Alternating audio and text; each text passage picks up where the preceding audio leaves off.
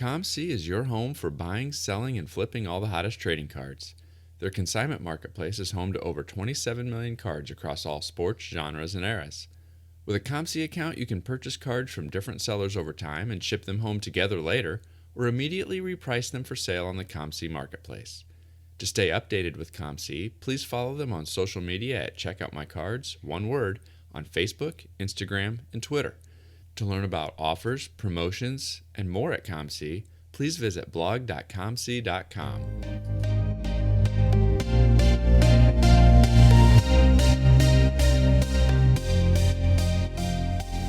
You're listening to the WaxPackHero Sports Card Minute, a podcast where we discuss both the hobby and business sides of collecting. I'm your host, Mike Sommer, and I want to help you buy, sell, and trade your way into a collection you'll love.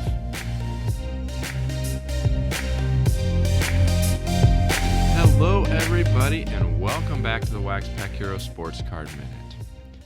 I've got a story to tell today. Actually, I have a few stories to tell, so maybe today's episode will be called Story Time with Mike.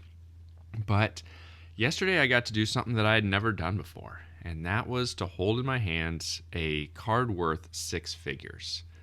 Now, I've talked about before, the shop setup that we've got is kind of a shop within a shop, and the main shop owner yesterday morning acquired a 1952 Mickey Mantle. It was a PSA 5 Mickey Mantle.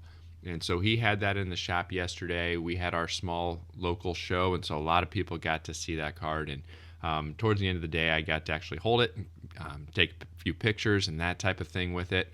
It was pretty cool. I've seen multiple mantles before at the National, but I had never had a chance to hold one in my hands, let alone one that's worth in the six figures. And so that was a really cool experience to have.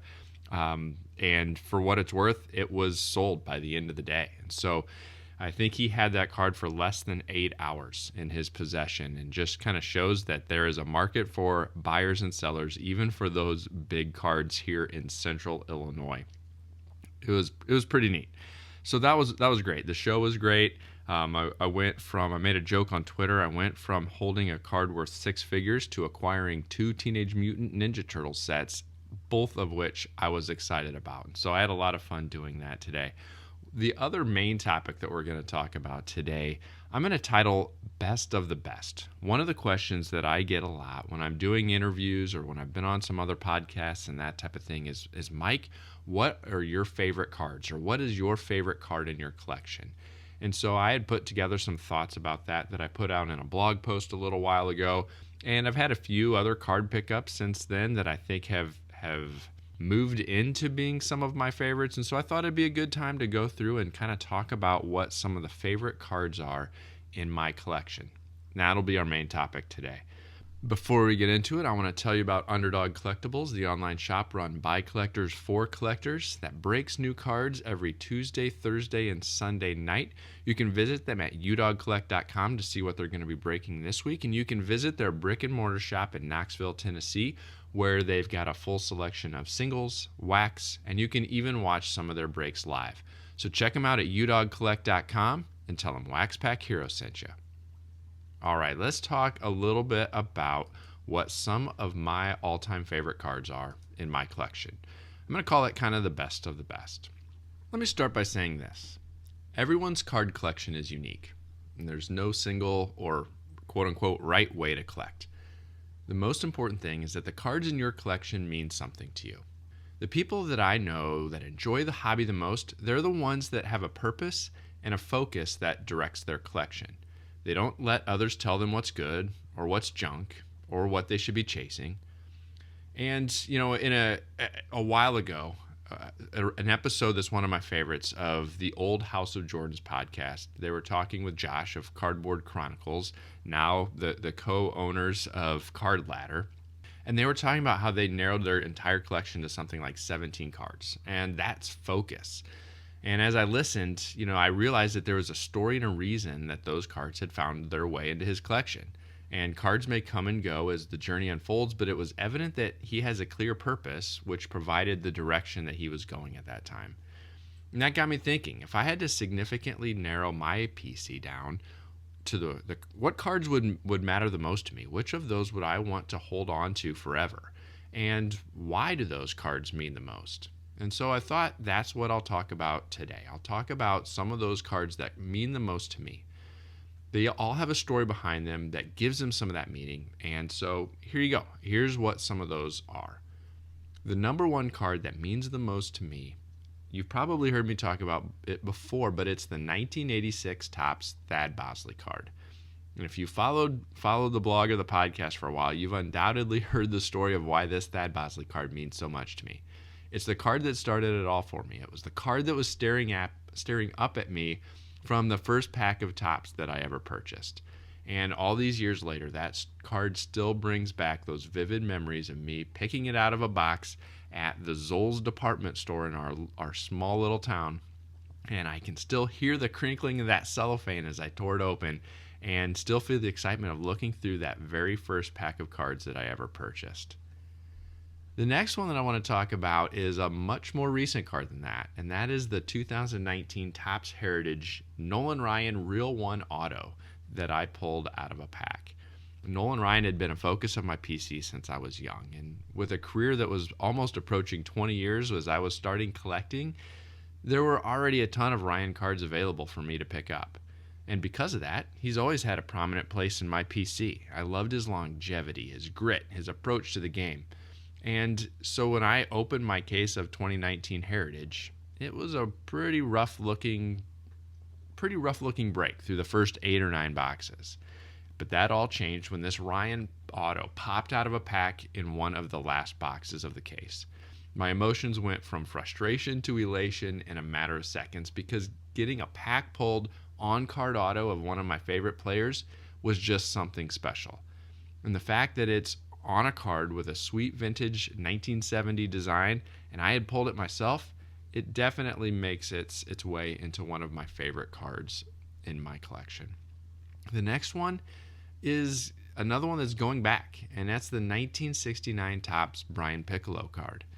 And this card came from my grandparents' attic, and it also came to me early in my collecting days. At some point, I was looking through cards of my own while I was visiting my grandparents' house, and my grandpa started asking about what I was looking at, and I told him it was my baseball cards, and then he smiled and uttered a sentence that had me doing backflips. It said, "Let's go up and take a look in the attic. I think there's a box of these somewhere up there." And I've talked a little bit about this before with some of the other vintage cards and kind of what started my enjoyment of vintage. But yeah, that trip up to the attic with my grandparents really took hold. I was so excited about that. Well, in that box of cards was a bunch of 1960s football, including the 1969 Brian Piccolo. And as a Bears fan, I loved anyone from that team that I could find. And as I got older, I learned the backstory to Brian and this card, and its meaning to me grew and grew. And so the combination of how I got it and who is on it make this one of my most cherished cards as well. The next card, it may not be familiar to many of you outside of Central Illinois and maybe the greater St. Louis area as well, and that is the 2011-12 Upper Deck Parkhurst Tony Twist Auto. When I was growing up, we didn't even have cable, and that meant I had no access to NHL hockey. What I did have access to was the Peoria Rivermen, and they were at the time the IHL affiliate of the St. Louis Blues, and that was the next best thing. It was essentially the AAA equivalent of minor league hockey. They played about 30 minutes from where I grew up, and so prior to Tony Twist's 10-year NHL career, he demonstrated a proclivity to being an enforcer for parts of 3 seasons playing for the Rivermen.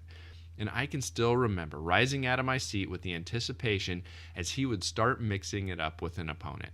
The gloves would drop, the PA system would start blasting Chubby Checker's Twist, and the crowd erupted as the fists started to fly.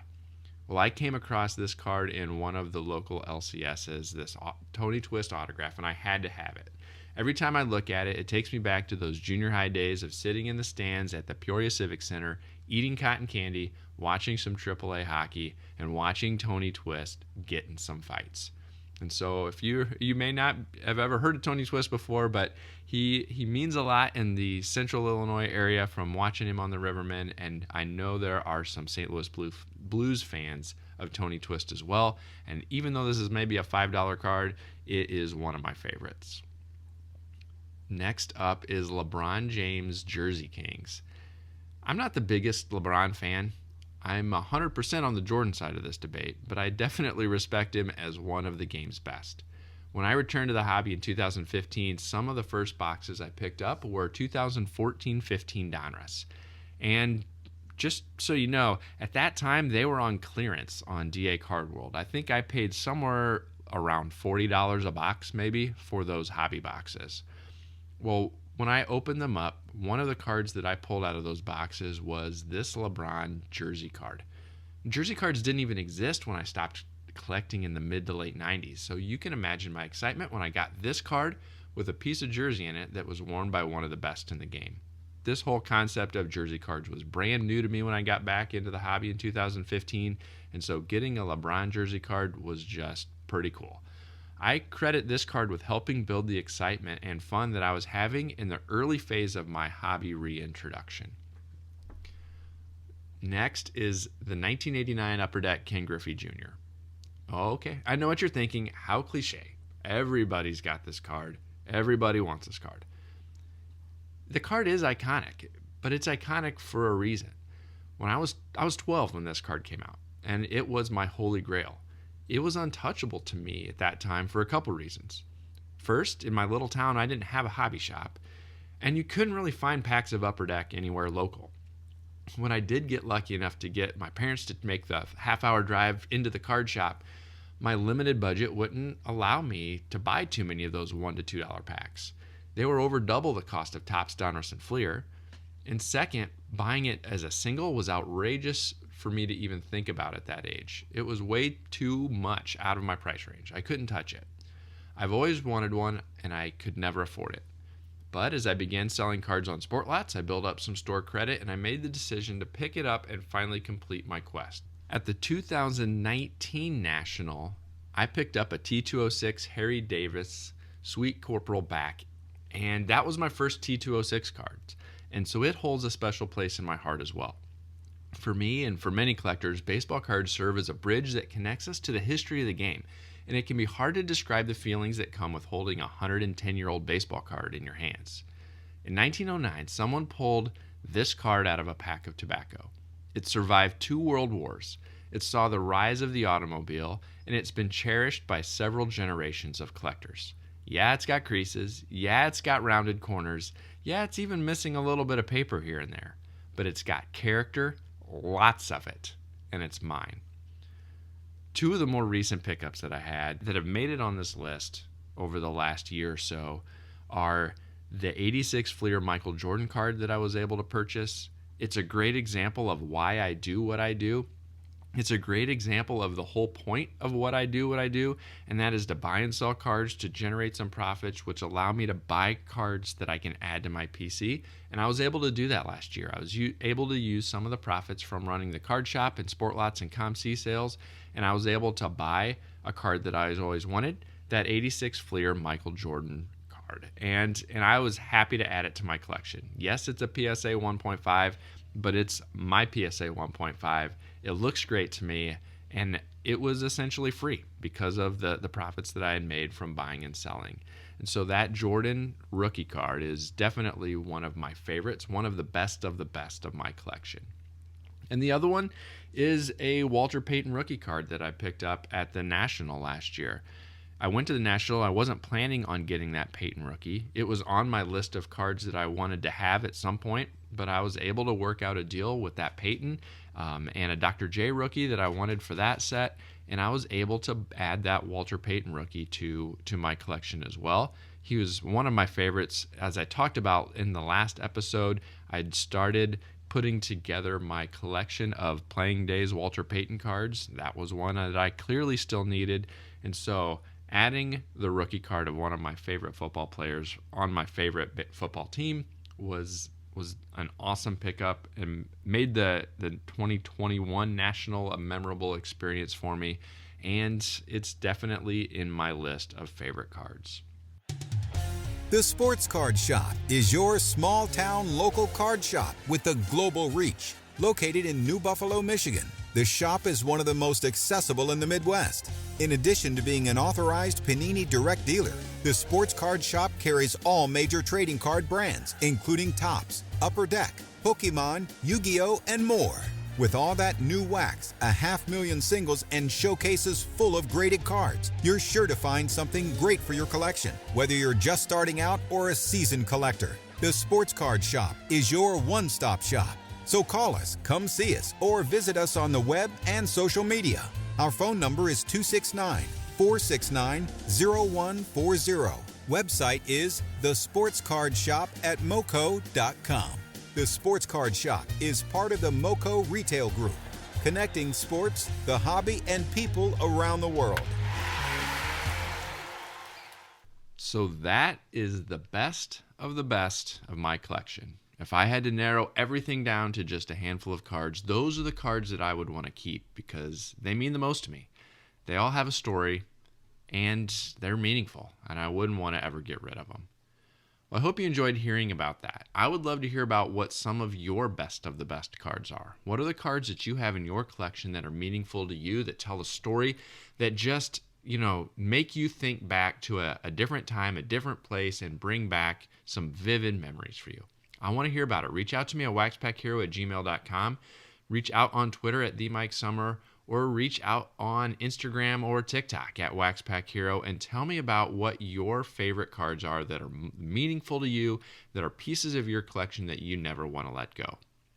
Well, that's all I have for you today. I want to encourage you to come back next week where we are going to have a conversation with Paul Lesko in our ongoing Super Collector series, and we're going to talk about his super collection of cards that are related to hobby legal matters. It's going to be a great conversation. I think you're really going to enjoy it, so come on back next week. Thanks for tuning in, and I'll catch you next time.